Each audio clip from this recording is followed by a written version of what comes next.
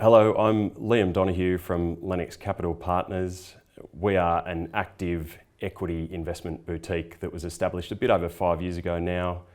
My business partner and I are unabashed Australian small cap fundamental equity investors. And there's a couple of points to note for Lennox Capital Partners. The first being that we are genuine long-term investors. We value businesses based on what we think they're worth in 3 years' time or more. And that allows us to look through short-term noise and focus on that longer-term investment horizon. Secondly, we are conviction investors. We typically only hold around 30 stocks in our portfolio, so that means we say no to more stocks than we say yes to, and there is a strict criteria that we use to filter out stocks within our portfolios that does include a strong ESG presence, which I'll touch on in a bit more detail later.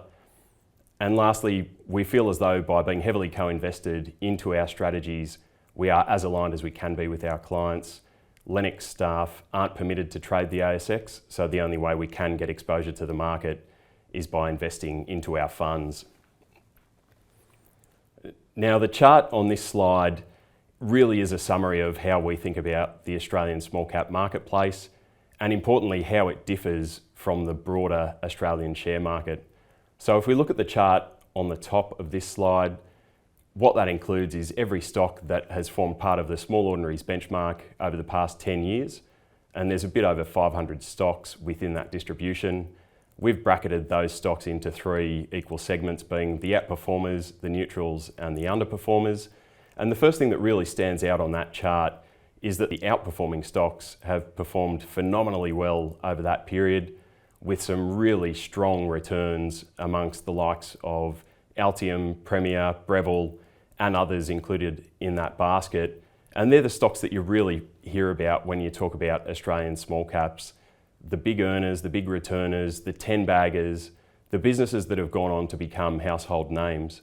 But equally as important to us are the stocks at the other end of that chart, being the stocks in the underperforming segment. Now, while the quantum of that end of the chart doesn't look as impressive as the outperformers, it's interesting to note that almost 10% of the stocks in this distribution have lost 90% or more of their value over that 10-year period. And what that translates to is when we look at the data in the bottom half of this slide, the thick grey bar represents the Small Ordinaries return over that 10-year period. And that shows an average return of about 5.5% per annum. Now, if we do a bit of numerical gymnastics and start removing some of those segments and we take out the underperforming stocks over that 10-year period, you can see that returns almost double, adding about 5% per annum to up near 11% per annum. If we go one step further and remove the neutral segment, we can see that again there's about a 5% increment to our average annual return, up towards 16.5% per annum. And the interesting point there is that while everyone tries to target as many of those outperformers as they can, and that is obviously part of portfolio construction, to us of equal importance is avoiding stocks in that underperforming segment, because as we saw, that incremental 5% per annum to our returns is substantial and is material. And as a result of that, a good part of our investment process is tailored towards not just finding those winners, but equally to avoiding those potentially underperforming stocks. And the impact that that can have on long-term returns is substantial. We've highlighted here in a chart of our 10-year plus investment track record that we have been able to outpace the Small Ordinaries benchmark over that period quite substantially. And we would say a fair amount of that outperformance comes as a result of not just trying to pick those outperforming stocks, but equally on having an investment process that is structured around avoiding and steering away from underperforming stocks that really can drag down that performance. So if we have a brief look at our investment process, and as I mentioned earlier, ESG is a big part of what we do in terms of our investments. And what we've done on this slide to highlight the presence of ESG and where that fits into our process is to colour the relevant portion of our process green to highlight ESG. And you can see quite clearly in the first couple of steps that there is quite a presence of ESG in the first couple of steps of our process. The first being a pure screen, where we screen out certain industries that don't fit within our ESG remit. And that includes broad areas like armaments and also fossil fuel owners such as mining and energy companies. Now, if companies pass through that first filter, the second step of our process is much more engaging, where we will actually approach companies, deal with management teams, and understand their ESG positioning and try and get a real feel for their commitment to ESG and compare that to our ESG expectations and ultimately make a decision as to whether or not that company passes through that ESG screen. Now, from there, a company will move to deep dive research, which is where we really sink our teeth into a company, engage further with management teams, and we do over 400 of those management meetings a year, and ultimately come up with our own earnings forecast for a business, a valuation for that business, and hopefully a stock that will find its way into our portfolio. So ultimately, we'll end up with a conviction, concentrated portfolio of our best ideas.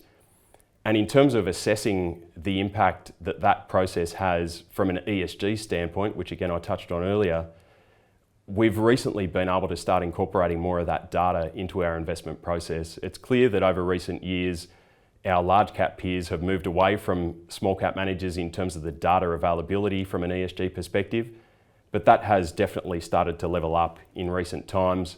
And what we include on this slide is a couple of relevant charts that provide some ESG data for our investment strategy.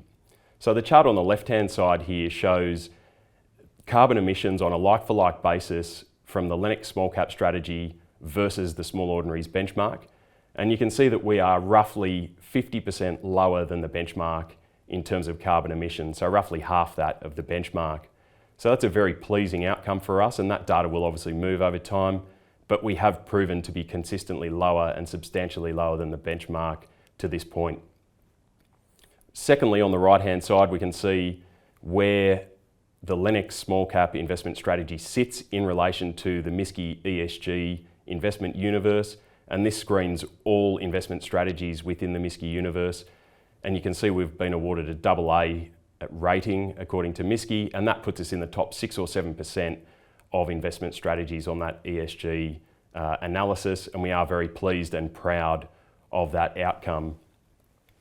Now, moving on to some stocks, and we've included here a highlight reel of a couple of stocks within our portfolio.